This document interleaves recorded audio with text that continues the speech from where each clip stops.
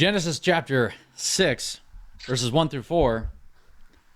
When man began to multiply on the face of the land, daughters were born to them, sons of God, saw that the daughters of man were attractive, and they took as their wives any they chose. Then the Lord said, My spirit shall not abide in man forever, for he is flesh. His days shall be 120 years. The Nephilim were on the earth in those days, and also afterward, when the sons of God came into the daughters of man, and they bore children to them. These were the mighty men who were of old, the men of renown. The Bible has, ladies and gentlemen, some of the most interesting texts in it, and some of the most interesting concepts. I'm just trying to adjust my mic here. There we go. There we go. Stop spinning. And if we let it speak, it will wow you. It will excite you. It will get you thinking. Because the world that we live in is a lot stranger than we think. It's a lot more exciting than we think. We tend to think, we get up for work and it's a boring 9 to 5, eat the same meals or whatever, and that's life. You are living in the middle of an epic adventure. And some of the most epic adventures have already happened. They are written into our history all over the world. There's pictures and glimpses of things that have happened in the biblical text. It's all over the world. And so today, like has been the theme, it's been the theme on here, on Razor's Edge. We're done with the gatekeeping. We're done with the, you can't talk to this person or you can't talk to that person. Not going to happen anymore. It's just not even going to be a thing. So, in light of that, I have a good friend on, Tyler. Brother, go ahead and tell us who you are, what you do. Yeah, I appreciate the invitation. To be on Razor's Edge. I think that's a great philosophy. First, let me just say that the concept of, like you mentioned, the gatekeeping and you can't talk to this person because of X, Y, and Z. I think that needs to go to the wind, and I do feel like that's an important aspect of having more dialogue and conversation moving forward, whether we agree or not agree. Right? We have to exchange ideas. Um, and so I appreciate the invitation to be on today. Um, so yeah, I you know have been into the supernatural for quite some time now, as far as studying ancient history, prehistory, the antediluvian world, uh, the world of the Bible, quite Mhm. frankly. And a lot of the things that we're going to get into today, I think it's fair to say that most modern Christians are probably not uber familiar with the passage you read, Mhm. Genesis chapter 6, 1 through 4. Uh, it seems like just, some small little detail before the flood gets here, no big deal. Uh, and that's about it. But it's actually very important to understand and unpack the supernatural realm of the Bible. And if we gloss over that, we are going to miss so many important aspects of biblical history, the history of Earth, Mhm. the history of our world. Right. Um, and so I'm excited to get into all these strange, weird, anomalous type passages and the things that are happening in the world today. I'm excited to be here. Awesome, man. I'm so glad to have you on. This has been a long time coming. We're going to get, ladies and gentlemen, we're going to get into a whole bunch today. I don't have a time limit on how long this is going to go, so we'll see. But we're going to get into giants. We're going to get into sons of God. We're going to get into aliens and demons and stuff like that. Okay, I have, first of all, a request. Um, Whenever I have somebody on, I haven't made this entirely clear. Each time I've had somebody on, whether it's Jack Wilkie or Lee Snow or anybody like that, tell us some of the things. I want you to promote your stuff that you're doing. I want you to tell Sure. everybody Yeah. what you're working on. Tell everybody what you've got out there that they can benefit from.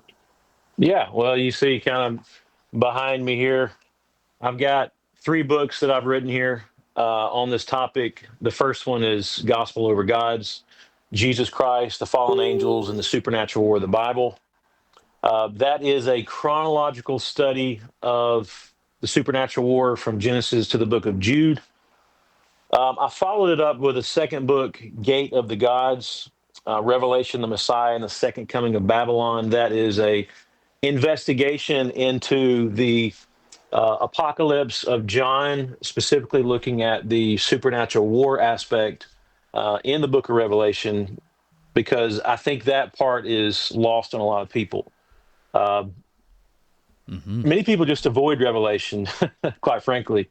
Or if we do dive into Revelation, it's usually, well, this is all about Rome, and it's all already happened, and doesn't really apply to anything today. And so that book doesn't deny the fact that Rome is a type of Babylon, but it actually investigates um, Babylonian threads in the book of Revelation that point back to historical Babylon. Mm. And we can get more into that in just a little bit. But this is my new book. This is I saw that back there. called I'm the like, oh, talk about it. yeah. This is called the Liberty Code: How the Founders' Secret Writings Expose the UFO Agenda and the Coming Alien Crisis. Mm. Um, that is the third and final book that I've written, and wasn't planning on ever really writing a book about UFOs. Now they're called UAPs, UAPs. for those who want to be politically correct, I guess. Um, Unidentified anomalous phenomenon. Mm-hmm. Prior to that, it was unidentified aerial phenomenon. Um, but the reason I wrote this book, Nathan, is because of what is coming out in Congress, the Senate, the House, Right. And I've been paying and I'll attention to a lot of those hearings.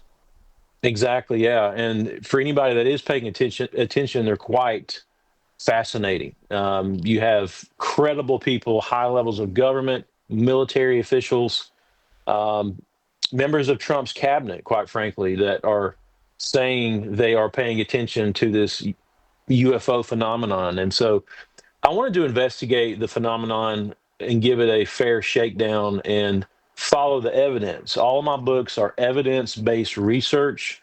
There's very little, supposition in there. It's all highly credible information. We're talking Dead Sea Scroll material. Yep. Of course, the Bible is the primary text, but you have ancient Near Eastern texts, the early church fathers, and the whole concept was, how do we understand whether it be angels and demons, or even how we wrestle with something like uh, extraterrestrial intelligence from a Christian spiritual perspective, not in a modern mind per se, but in an ancient mind. Right. And so all of my research is very much based in high scholarship, evidence, and sometimes it may seem like, why is he giving us so much evidence? And the reason is because I want people to be fully convinced of reality and truth. And Yeah. if you don't have enough evidence, then why would you believe something? Right. Right. Um, so yeah, those are my three books, and I'm sure we'll dive in and weave back and forth in through all these books today, Uh-huh. all these topics. Yes, sir. I would very much like that. And I can everybody watching at home, I can personally attest to the fact that yes, he does get into the evidence, and he does cite his sources, and he shows you where this idea is coming from. I've read Gospel of Gods. I haven't read the other two. Well, obviously I haven't read the newest one yet. But I've read Gospel of Gods. Ladies and gentlemen, pick up that book because man, oh man, he gets into some really, really good stuff. And it's not like he's just throwing this idea out there, some crazy wild-eyed idea. No, he's backing it up with all these ancient Jewish and Christian texts and everything. He's getting into the Dead Sea Scrolls, the Book of Enoch, and everything. Here's my wife's copy right there. Oh, nice. There you go. Oh yeah, it's very nice. I like my copy. Hers is very aesthetically pleasing. My copy is this one Yeah, right here. yeah. And the reason why I Okay. like this one is because they went through and put textual notes for where this lines up with biblical text and everything like that. Oh, that's nice. Oh Yeah. yeah. It's my favorite copy. So let's start at the top. Let's start with Genesis 6. Let's start with giants, sons of God. Okay. And I think the way that we should go ahead and start this is with this conversation right here. and I'm gonna give a story. Okay, I'm not gonna mention any names, but I am going to give a story. I was talking about Genesis 6 and the sons of God and the giants and everything, and to me, this text has always been clear. It's always been very, very clear to me. Like this should be a non-issue thing. Like, yeah, it happened and it was pretty epic. But I'd have a conversation with another preacher and everything, and after explaining, my views on it and everything, and I'd say, I've spent a lot of time looking at all the views that I can, and I've spent a lot of time in these texts and everything. He said, and it was kind of like in a putting you down kind of voice. He said, I think you need to read it again. And he said it twice. And I'll never forget that. It was Hmm. just so much of a dismissive, I don't care what you have to say. I don't care the research you've done.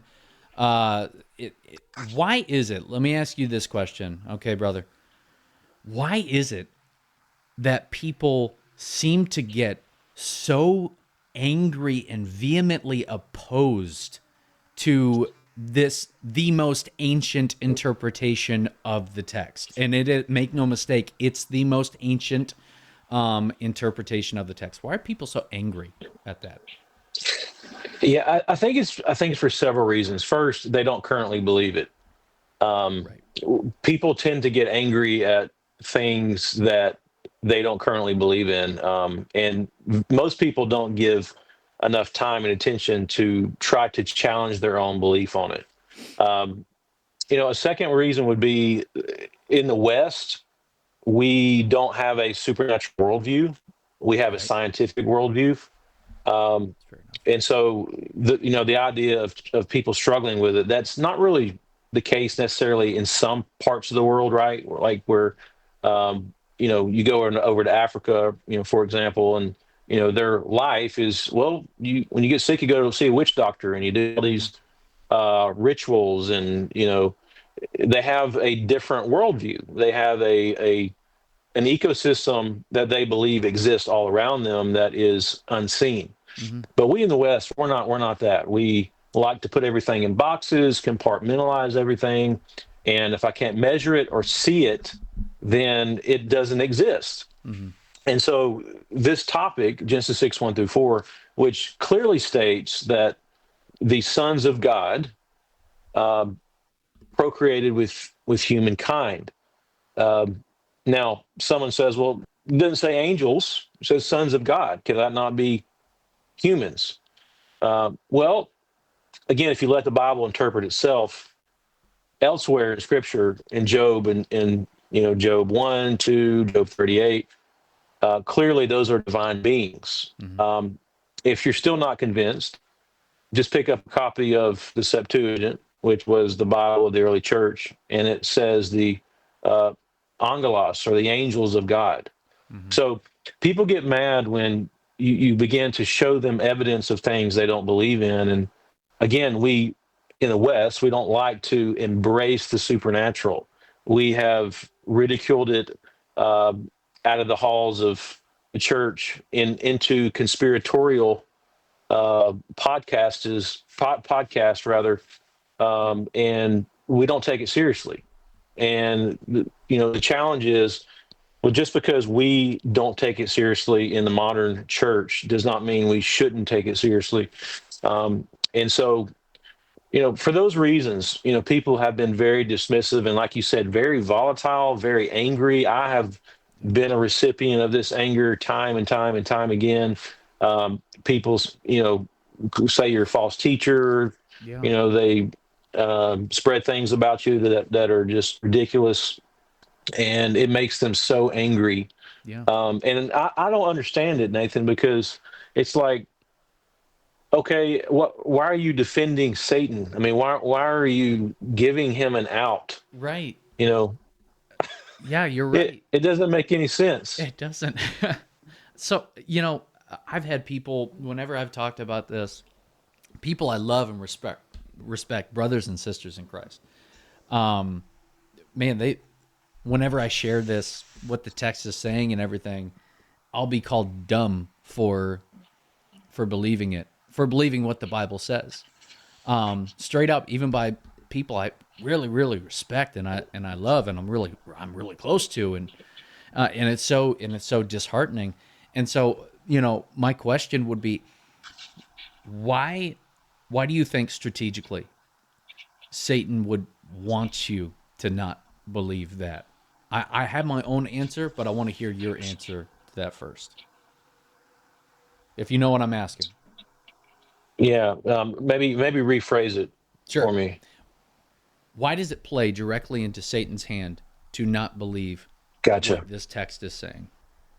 Yeah, yeah. I mean, that is a great question. Um, I would say because it it really waters down um, the guilt of the powers of darkness to a large degree, and it also creates holes in the timeline or holes in the narrative that can weaken people's faith. When you begin to understand the level of involvement, direct involvement of the enemy, the prince of the power of the air, or the powers of darkness, or angels, or demons, or the watchers, or Yeah. demonic spirits or unclean spirits, however you want to categorize them. When you begin to understand their direct level of involvement with deception and with the downfall of humanity, um, it does something to the warrior that is within us. Yes. I know what The you're saying. warrior within us. We began to be more um, cognizant of the spiritual realm. We began to understand the backstory. We began to understand the game plan. Hmm. Um, and so, yeah, the enemy doesn't want you to be awakened to its presence, whether it's now or in history, for that matter. Hmm. It wants to lull us to sleep as if they're not major players. They're not really active. They're just a little detail, a passing detail that has no significance.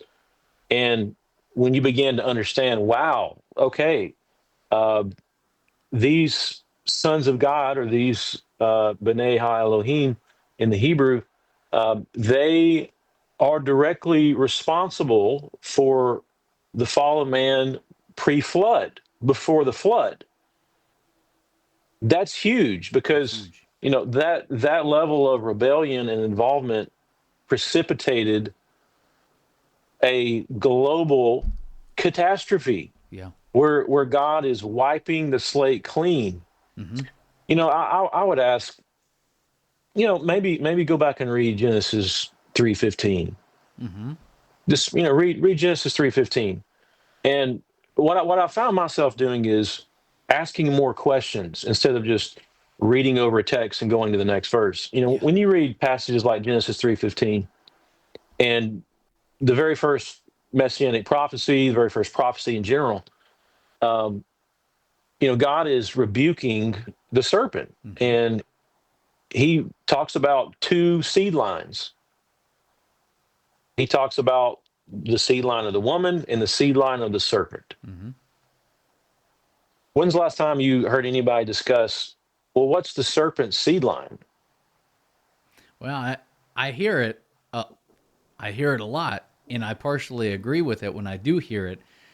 But as soon as it comes to this stuff, well, this is not this is not the seed of the serpent as in angels trying to do something. This is just what's called the Sethite view. These are the sons of God here are Sure. the descendants of Seth. Do we want to talk about that really quick? Yeah, we certainly can. That is the predominant view in the past, really since about, I would say, 500 AD, 400, 500 AD. Right. Now, throughout history, it's kind of waned and waxed and went back and forth. But the Sethite view essentially asserts that there is a conflict between two human seed lines, the sons of Seth, um, and the which are the sons of Seth and the sons of help me out here. My mind went Cain blank. or Cain? Cain, yeah, Yeah. Cain. There we go. Couldn't think of it. That's how much I think about that view. I struggle to Yeah. even recall it. Uh, the sons of Seth and the sons of Cain. In other words, you have the Montagues and Capulets, Yeah. and this, for whatever reason, this marrying of a righteous family and an unrighteous family is what produced giants on the earth, Yeah. and Nephilim on the earth, and that makes no sense. Yeah. And for some reason, the mixture of uh, the DNA of the Sethites and the Canaanites, if you will, or Yeah. Cain's seed line, um, produce ultra or uber wicked people, the likes of which the world has never seen. Right. So much so that God had to wipe out the world, and start over through Noah. Hmm. And I'll just ask some questions. How is it that these two families got together, and why were they producing giants? Right. That's my main question. Uh, I I don't know how you I don't know how you patch those ideas together. Why two humans, one righteous and one wicked, produces a hybrid giant. And sometimes I'll even hear, well, they weren't actually giants. They were just taller than normal. They had that genetic disorder that makes you taller, and that's all it was. An entire race of perfectly timed genetic disorders. Yeah, perfectly timed. And then you have the problem. Well, Genesis 6:1-4 says, and in those days, i.e., days of Noah, and also afterward, i.e., after the days of Noah. So, in other words, there was a continual transgression, or a continual mixing of the seed line. And so, how is it that if the sons of Seth and the sons of Cain got together, and we don't mean necessarily the men, but we mean that their offspring, how is it that they produced Nephilim before the flood, and then how did they produce Nephilim after the flood? People can't account for that. They Yeah. can't account for, because you know after the flood, the genealogy is different. Most everybody got wiped out. So how do you have the Capulets and the Montagues reproducing after the flood? Mm-hmm. Yeah. Because that's what it says happened. It says in Right. those days and also afterward. Right. Right. So people can't account for that with the Sethite view. It doesn't make any sense how that would be the case. Um, another, another aspect of this, um, beside that anomaly, or that problem, is that the giants in the land of Canaan are directly connected, to the Nephilim. Hmm. All these giant clans, Yeah. uh, that are mentioned all throughout the book of Joshua, etc. Yeah. The Um, Rephaim, the Amalekites. Yeah. Yeah. exactly. The Rephaim, they come from the Nephilim. It says that in the book of Numbers. Hmm. And so, how is that the case? Again, how is that the case if I'm going to keep using Montagues and Capulets or no Sure. more? How do you have that? And why are they evil? And why does God target the giants and place them under what the Hebrew scripture calls the Cherem, which is the utter annihilation mandate? Why are tall people targeted then, just for being tall? I mean, what's Yeah. going on here? Does God hate tall people, and then other people? Other people are not under the Quran. They are, Joshua tells them to drive those people groups out of the land. So you have two clear different directives. One, drive these people groups out of the land, and then over here, eradicate men, women, and children in this people group. So are you telling me that we're supposed to believe that God was just randomly killing people of all ages because their parents were tall? I mean, is this what we're saying? Right. And that's a real problem for people when you begin to think about the love of God. Yeah. How is the extermination of men, women, and children in the Old Testament? How does that mesh with the message of Jesus? Hmm. right? It really doesn't. But if you begin to understand that the giant clans were being targeted because they were a hybridized They race, were hybrids. they were hybrids, they were an abomination. Yeah. Then what it does is it frames God as being the protector Mm-hmm. of humanity, and He is purging the land of abominations, Yeah. a forbidden species Right. that was not supposed to be. Yeah. So when you begin to actually track the implications of the Sethite view, you run into a whole lot of problems Right. that frankly cannot be answered. But if you believe what the ancients believed, which were there were these divine beings that came down and they left their habitation Mm-hmm. and they came to the earth. And look, angels took on human form all throughout the Bible. All throughout. This is not a problem. I heard people say, well, can they actually, do the deed? And like you said, yeah, they show up all throughout the Bible physically interacting with the world, eating meals and stuff like that. This Eating is not an meals, issue. sleeping in exactly, eating meals, sleeping in bed. I'm like, look, if they have a muscular system and they have a digestive system, Hmm. then why can't they have a reproductive system? Right. Yeah. I So, mean, I like to think of, I can't remember who said the quote, going back just a little bit, where the quote is something along the lines of one of Satan's greatest tricks is convincing the world that he does not exist.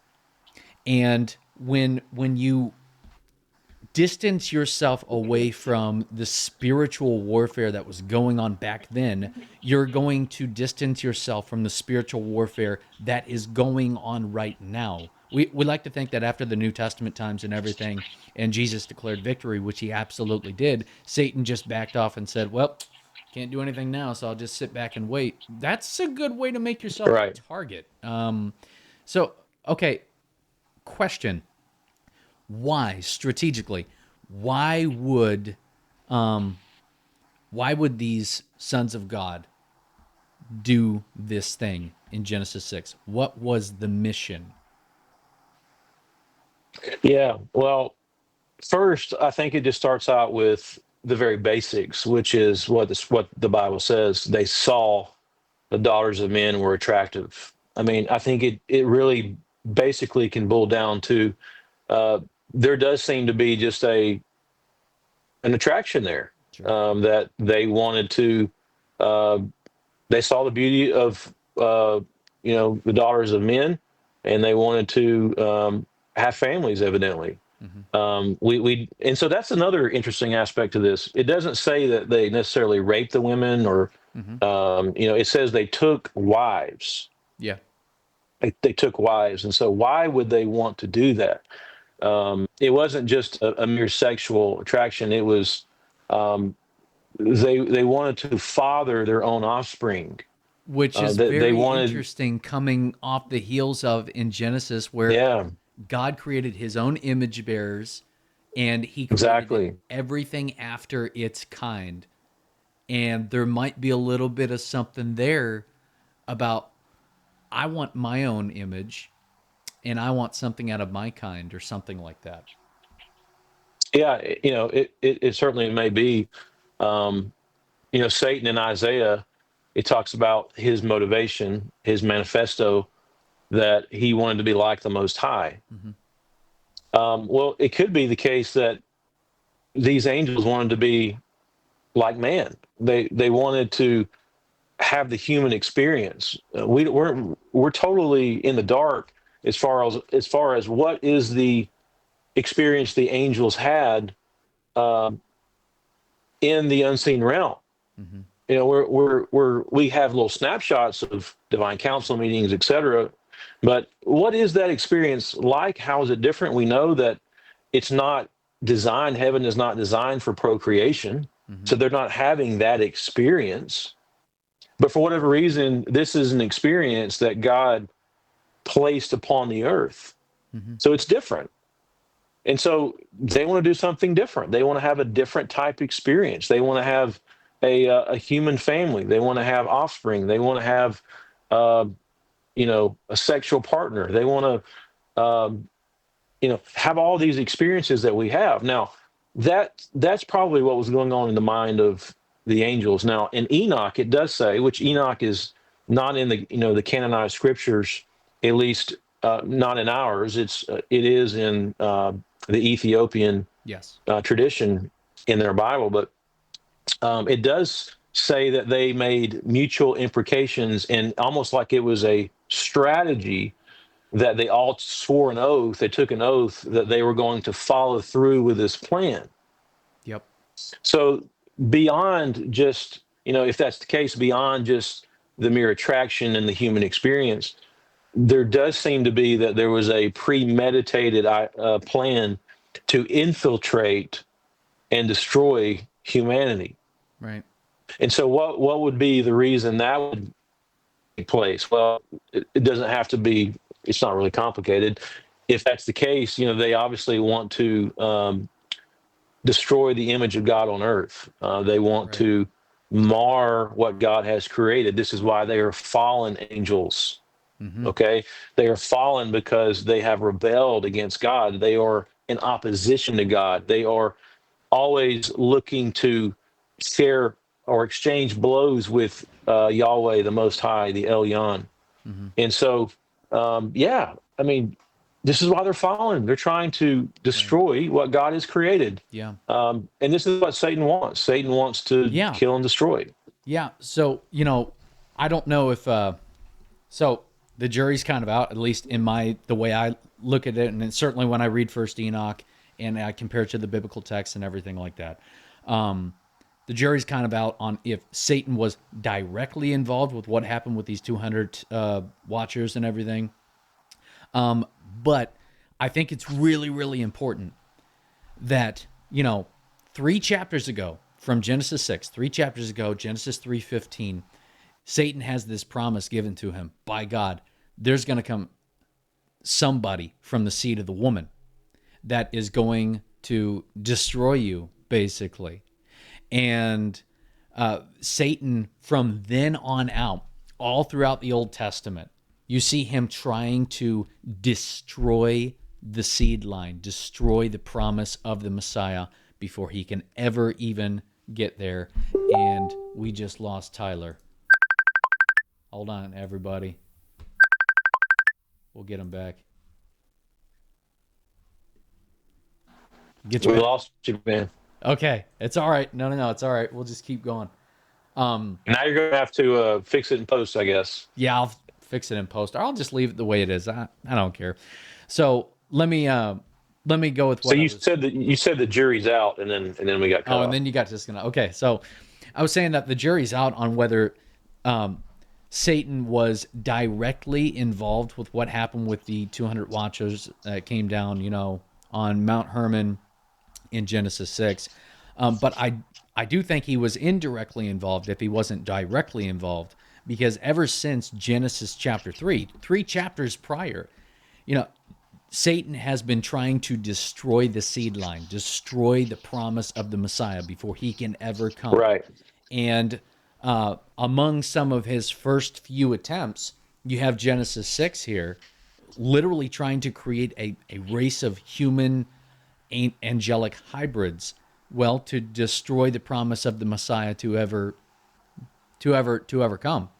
And he continues that all throughout the Old Testament. You see it all the time. He's trying to destroy the seed line here and there with either it's Sennacherib or it's Nebuchadnezzar or whatever. And so this is his one of his attempts to destroy the promise of the Messiah, the one who was promised to come and destroy him.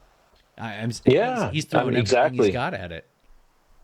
Exactly. I mean, it makes total sense if when he got called into the principal's office in the Garden of Eden, and God told him, "You are going to be toast.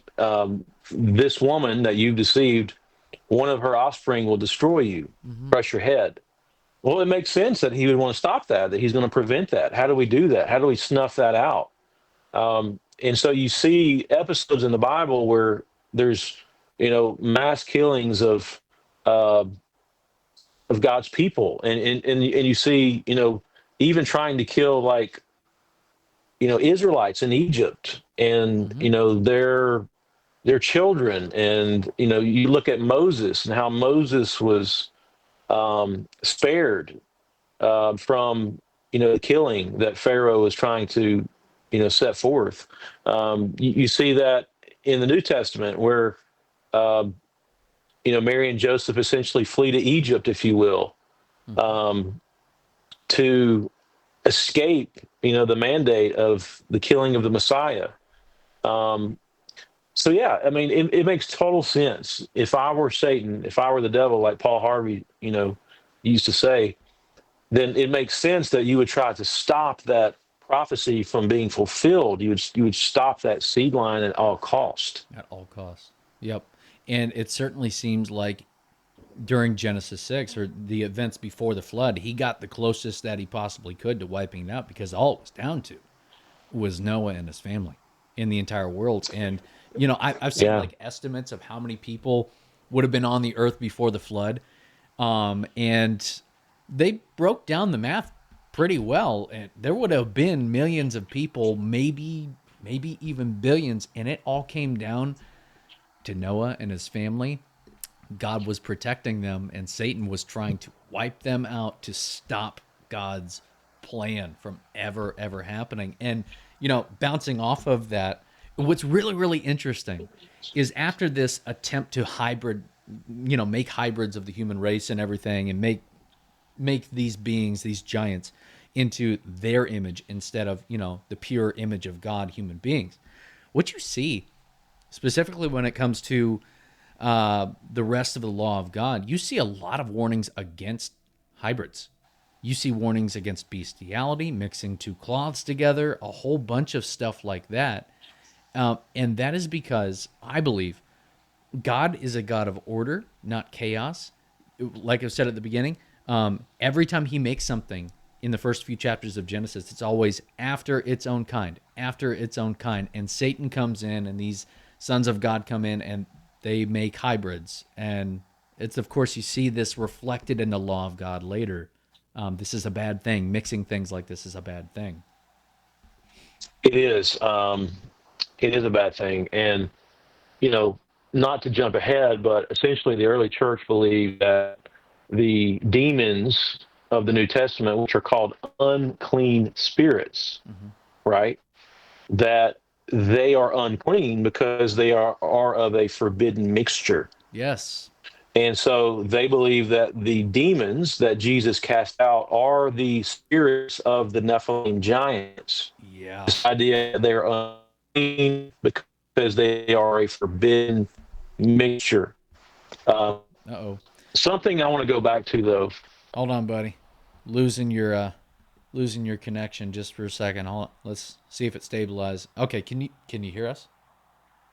I can hear you. Yeah. Okay, all right. Keep going. So sorry. Spirits of the Nephilim are actually what demons are. Keep going.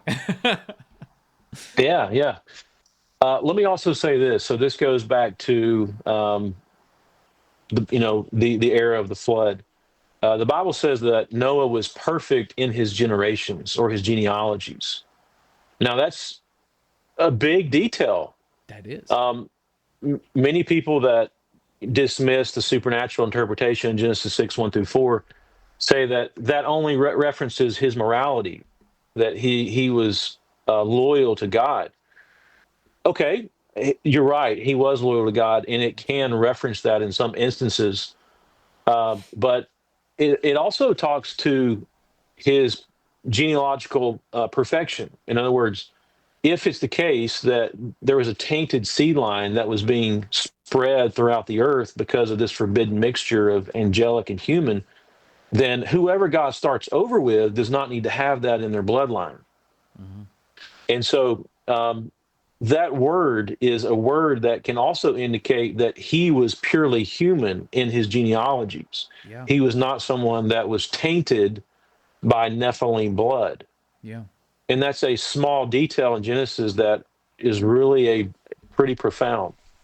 It really is. It really is profound, and I also I like the text that says. Actually, I can't remember. Maybe you remember this better than where I can. But it said that all flesh was corrupted on the earth in those days.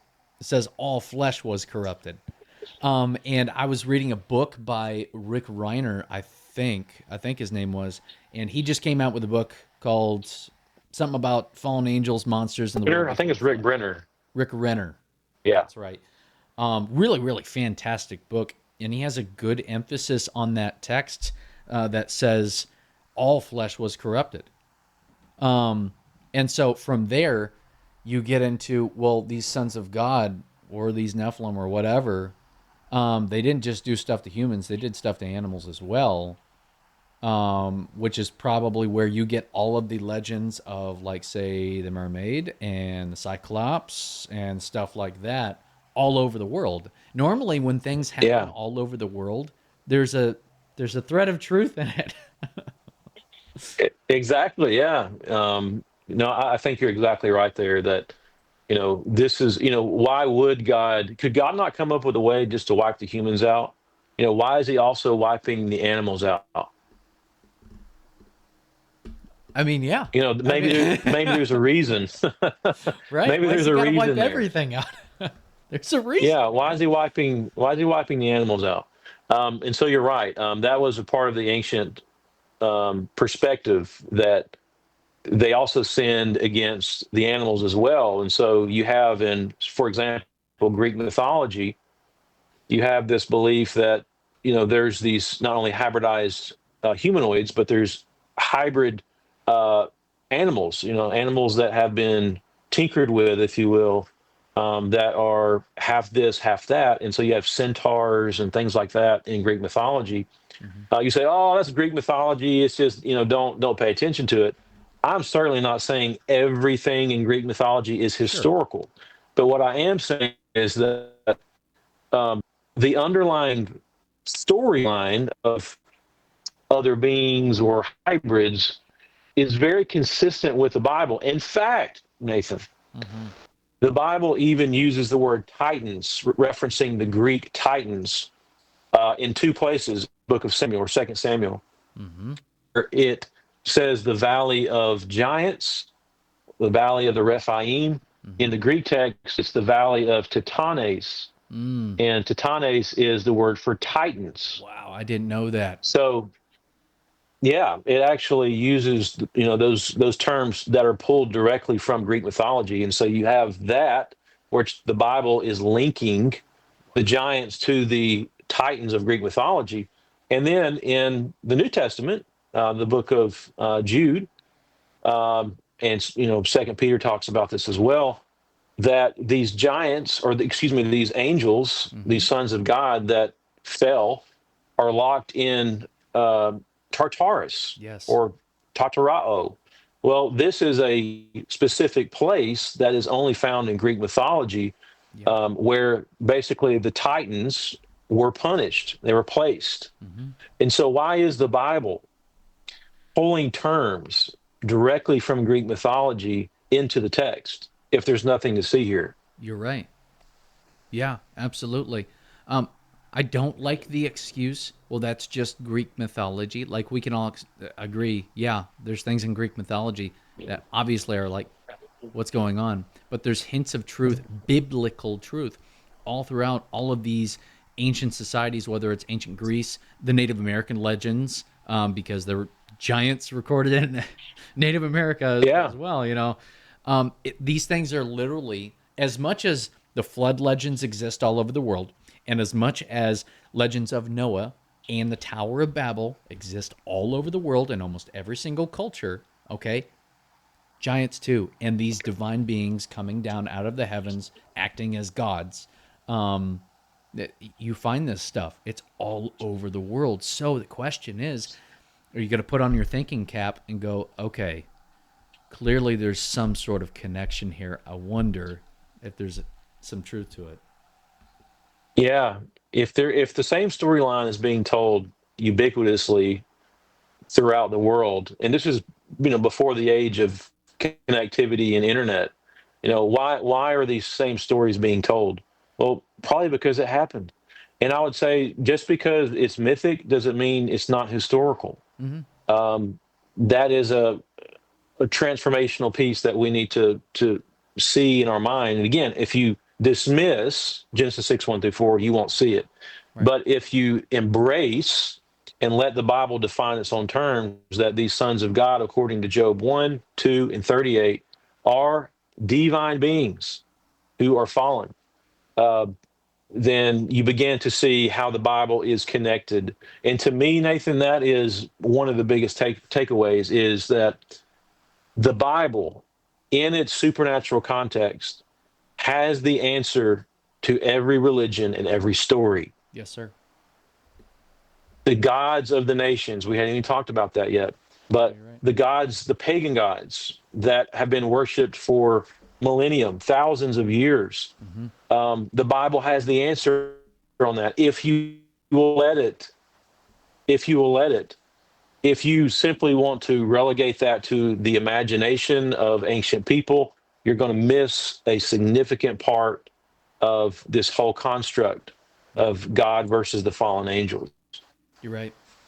Absolutely. Tyler, let me ask you, buddy. Okay.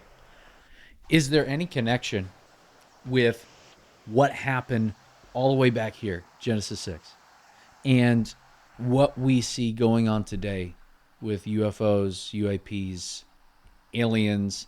Um, do you see any connection at all? Well, when I started to investigate the UFO phenomenon, was letting the evidence take me where it would. And what the Liberty Code does specifically, it investigates the UFO phenomenon from a serious perspective, um, going all the way back to the days of George Washington, Thomas Jefferson, John Adams, um, to where the founders were interested in the topic. Mm-hmm. They were speculating about life on other planets. Mm-hmm. Um, for example, David Rittenhouse, one of the founders of our country, when he passed, he was a very influential individual. He was the first director of the U.S. Mint. He was a scientist, a mathematician. He was the first to track the transit of Venus, I think in 1769. And when he passed, the country mourned. And he was the president of the American Philosophical Society, which was a colonial version of, I guess you would say, TED Talks. Okay. Um, okay, so when he died, it was a big deal. And so the American Philosophical Society sent out invitations to Washington. George Washington was in attendance. You have people like, you know, you have the Congress was there. Andrew Jackson, people like Andrew Jackson was there. Uh, the Senate, the House of Representatives. You have foreign dignitaries, and it was December, cold December day in Philadelphia, on a church on High Street at noontime, Okay. and they were all gathered in this church to remember their beloved patriot that had fallen 6 months prior to this. This was a eulogium, a memorial type service. And Dr. Benjamin Rush, he was tapped with being the spokesman for the event. Rush was a signer of the Declaration of Independence himself. And he began to read some of the writings of David Rittenhouse, which were quite fascinating. And I won't go into details here. If people want the details, they can get the book. But essentially, he read out loud to the president, future presidents, the House, the Senate, that what would inhabitants of other planets be like? How would they conduct themselves? How would they um, be organized? How would their governments? Would they have good motivations, et cetera, et cetera? Um, from that point in my investigation, I was blown away the fact that the founding fathers even talked about aliens or speculated about alien life on other planets. But they did. Hmm. And that is fascinating. But what's even more fascinating, Nathan, is the fact that you had the second president of the United States, John Adams, who wrote in his private diaries about the possibility of extraterrestrial life. And then you had the third president, Thomas Jefferson, who got two UFO reports on his desk. Mm. One of those UFO reports are in his mansion in Monticello. Um, they have been on display there for many years. Um, but I'll basically summarize the reports. One report was of an object that uh, hovered over two men who were seafaring men. They were shipbuilders, and the object transformed into a Scottish Highlander. It transformed into a turtle and some other shapes, and then whisked away, just shot away into the night. You had another UFO report that came to Thomas Jefferson of an object that was the size of a house that was glowing, um, that emitted a bright light that crashed to the earth, that scorched the vegetation behind. Um, Interestingly enough, there was a drawing of this object that the American Philosophical Society had on file somewhere, but now suddenly it's missing. The drawing of the I have the letter, but we don't have the drawing anymore. Okay. Suspicious. So what I was amazed is that in the early days of America, we had the first three presidents that were discussing out and receiving reports about unidentified flying objects. Okay, from there, the UFO story really takes some wild turns in American history. Um, you fast forward a lot in time to individuals such as uh, Truman. You have individuals such as uh, Eisenhower and others uh, who would allegedly uh, have stories told that were fantastical about what Americans were experiencing in the 1940s and the 1950s. Um, so, if you want an in-depth review of the UFO phenomenon in America, you will get a copy of the Liberty Code and read it there. But all this to say that there is something happening. Hmm. There is something happening with these objects and these reported beings. And my conclusion, Nathan, is that what we are dealing with is demonic. So We I know that there are a lot of people, and I just want to show this for everybody really quick. Um, that your books are on Amazon, They um, are. and you can get your copy. Okay, there it is, right there, the Liberty Code. So you can get your copy. He's got the Gate of the Gods up there, Gospel over Gods, fantastic work right there. So, um, when we hear people, and even Christians, which I get why. I get why. When we hear them saying that these UFO things that are happening, UAPs, are either there are legitimate aliens from other planets, or they're just not real at all. What do you think? I think that they should start listening to credible people in uh, Congress, the Senate, the House that are talking about this openly Yeah, now. these hearings This are going is on all the time. Yeah, this is a very public display of information, the likes of which we've never seen in our lifetime.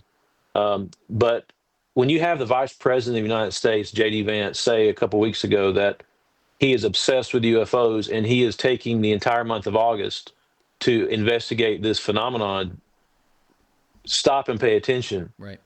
When you have Secretary of State Marco Rubio making some bold statements that there's something happening, and the implications are that it's not human. When you have President Donald Trump on the campaign trail being asked at every turn, "Are we alone? What's up with Roswell? Pay attention." Right. Um, and so that's what I would say to you. I would say that you're going to be left in the dark if you don't have a supernatural worldview of the Bible, and you're going to be confronted with a reality that could dismantle your faith completely, Right. because the narrative that will come out of high levels of government and that is being disclosed more and more every day. Disclosure is a process. Uh huh. It's not necessarily a singular event. Now, there may be an official announcement by a presidential figure in the future, and everybody will say, well, that's disclosure. Hmm. But how did we get there? How did we get there? It is a process. It's a process. And so we just got to pay attention. We got to pay attention to what's being said. And if you don't, I mean, imagine this: like, you have people coming into your church. The president has just said, "We are not alone." How are you going to respond to that? How are we How is going to the respond? elders? How are they going to respond to that? Yeah. That not only are they saying we're not alone, here's the pictures, here's the craft, or here's the biologics Hmm. that are associated with these crash retrievals and recoveries. How Right. are you going to deal with that? You Exactly. know, you have to deal with it. Or if you Hmm. don't have the framework to deal with it, you risk a lot of sheep potentially losing their faith, because the Bible doesn't come out and say God created life on other planets. Now, if he did that, I'm okay with it. Sure. But for a lot of people, that idea would dismantle their faith Yeah. completely. Yeah. It is something that I've So, been thinking about.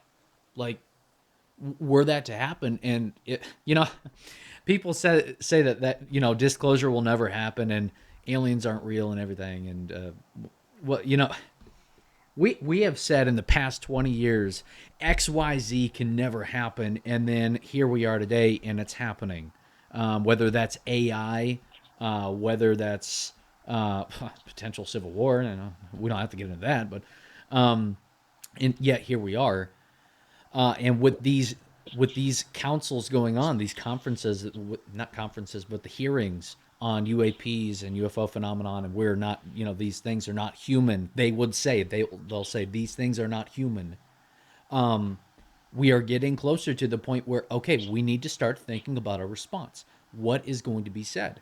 Now, I feel pretty confident in where my position is right now, that if there are aliens, they're demons. Because I, me and my wife, we listen to a whole lot of supernatural stuff and everything like that. We listen to supernatural podcast, and almost every single one, these encounters with extraterrestrials or aliens, they're almost overtly demonic, or they're seemingly benevolent and kind and nice until something goes wrong and they show their actual side of how evil they are. They're totally against Jesus or whatever, this and that. right, And to me, that screams, exactly, okay, we used to think angels and all these myths and legends were just that, myths and legends. Well, think right, like the enemy.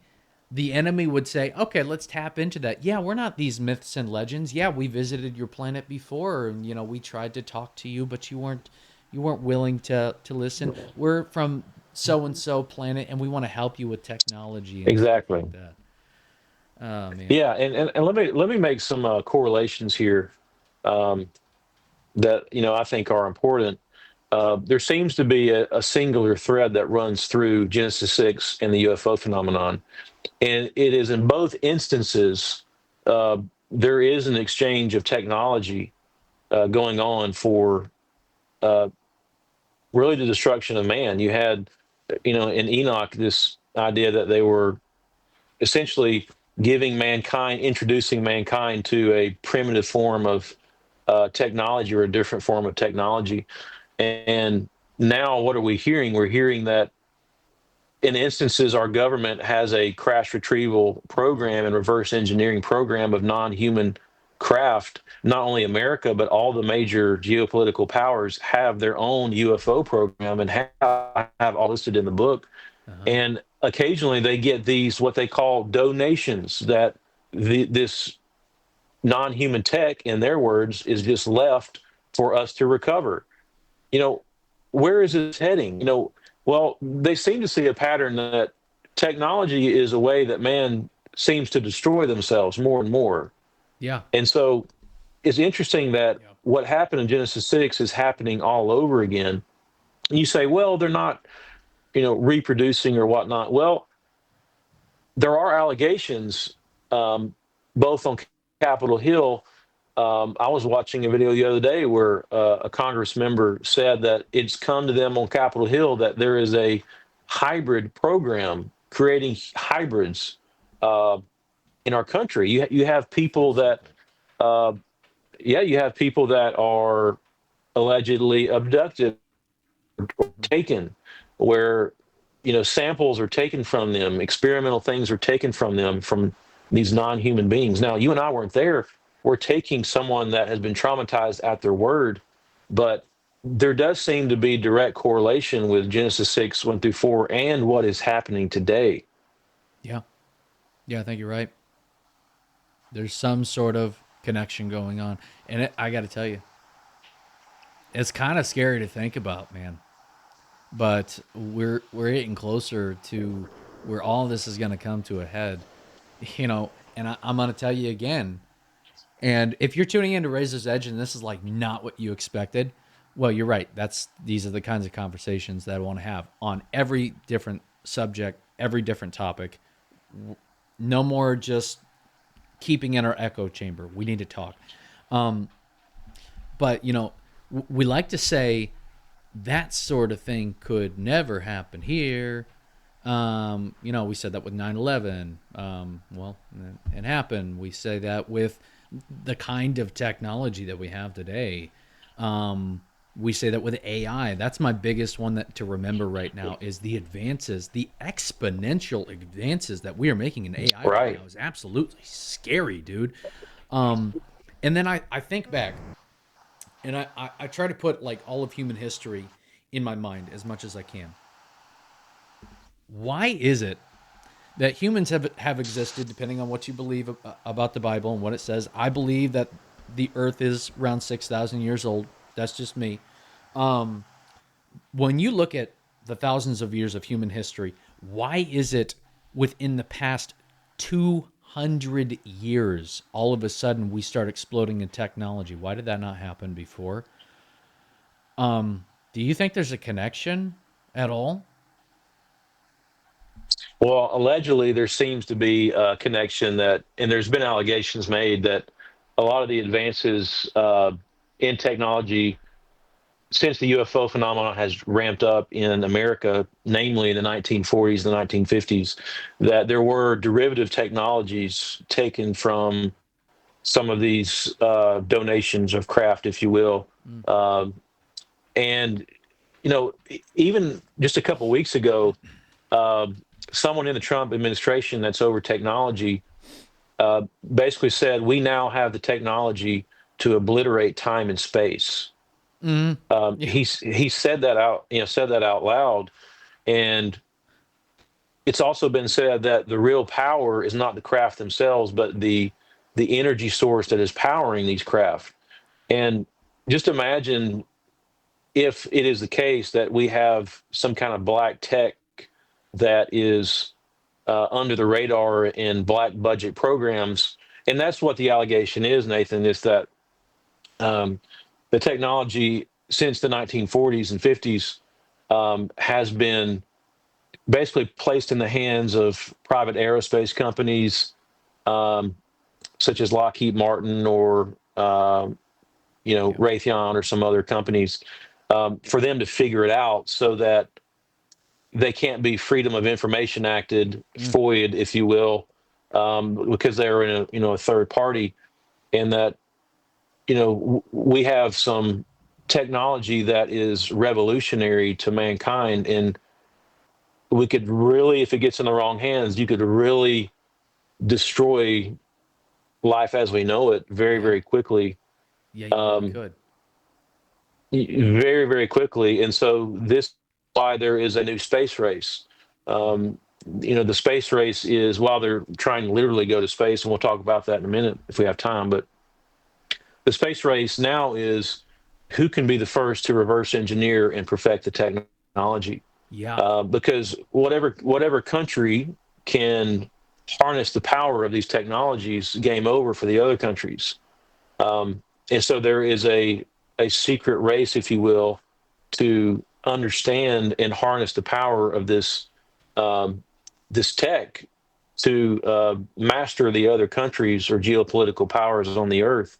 Hmm. And so, just a couple of weeks ago, for example, on a primetime news station, News Nation, um, Ross Coulthart said that uh, Lockheed Martin has in their possession and has had in their possession for some time a what is known as a tic tac shaped object, which Oh, has no means of visible propulsion.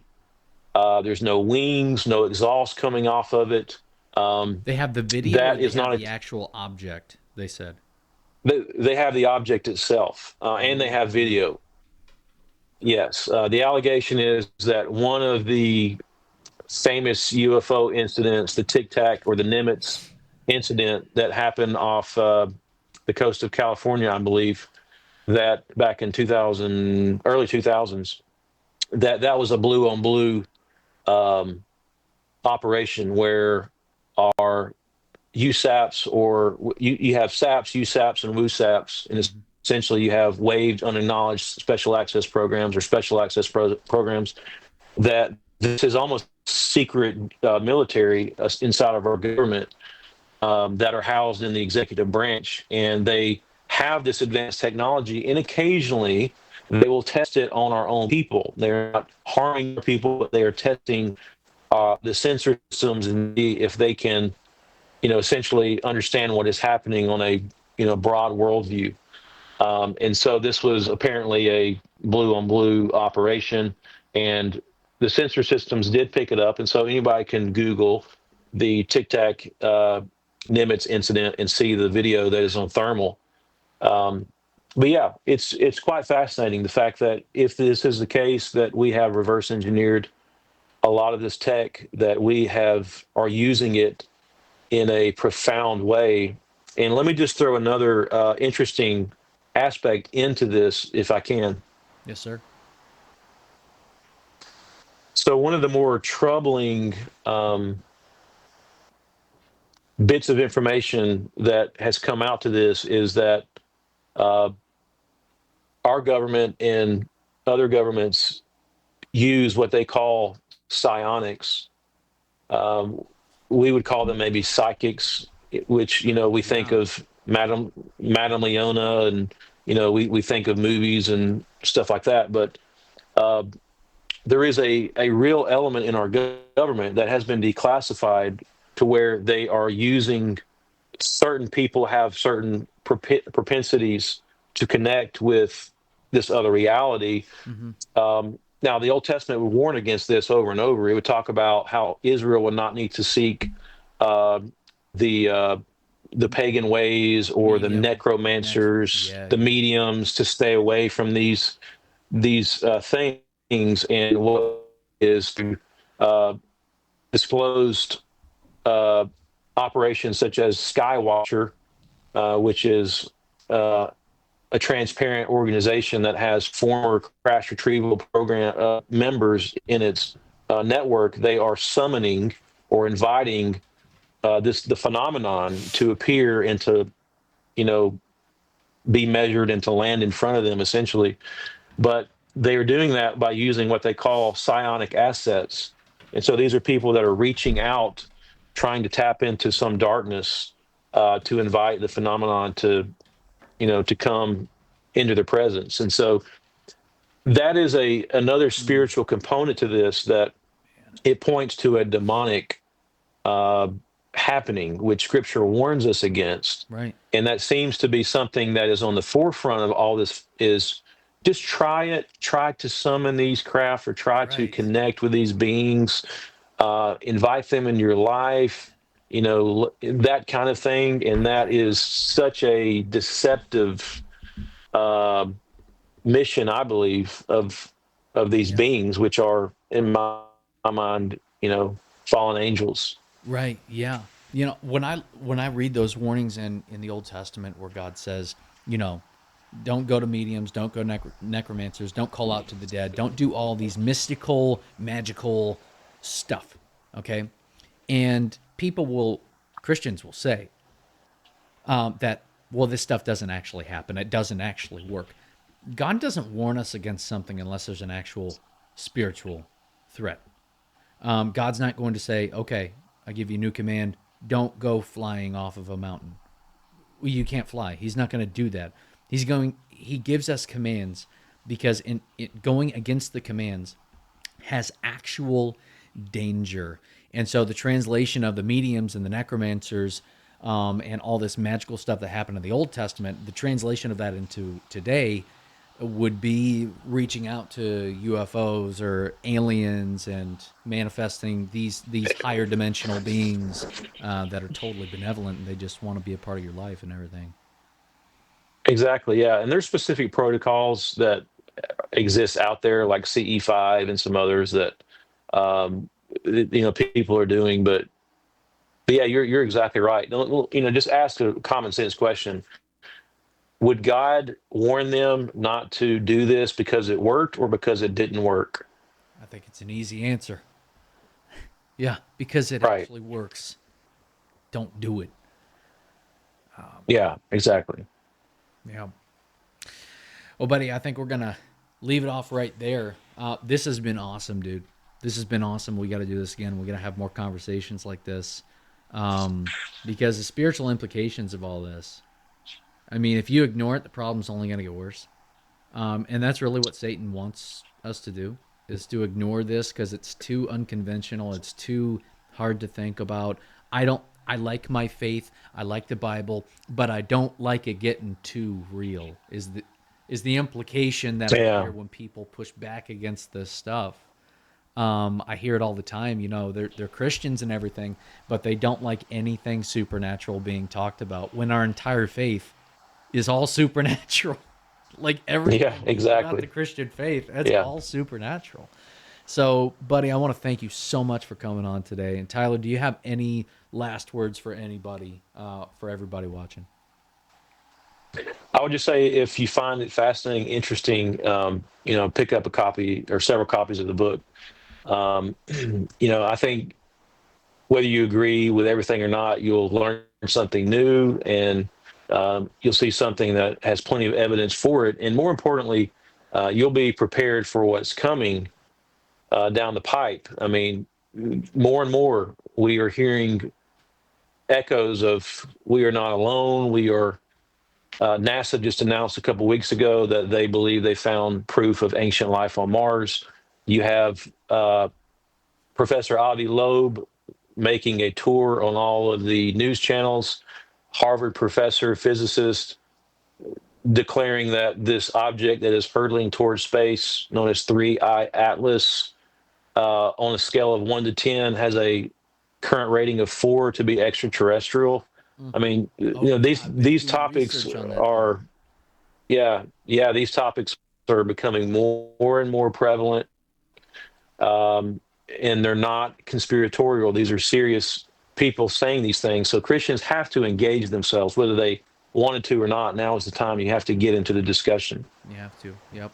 Yep. Just get your foot in the door. Just get your feet wet. Just yeah, jump into this stuff because chances are in the very near future we're gonna have to deal with this stuff more than we ever thought we would have had to before. I mean, it's already starting with all the UAP councils and everything. People are having these discussions. So, Tyler, brother, I want to Right. thank you so much for being on the program, man. Really do. I thank you. Yeah, absolutely. I appreciate the invitation, Nathan. All right. Everybody at home, thank you so much for tuning in. Show Tyler some love and please, please get a copy of his book. I'm going to. I know that. I'm going to get a copy of this thing. So I want you all to take care. God bless. And we'll see you on the next one. Okay? Peace.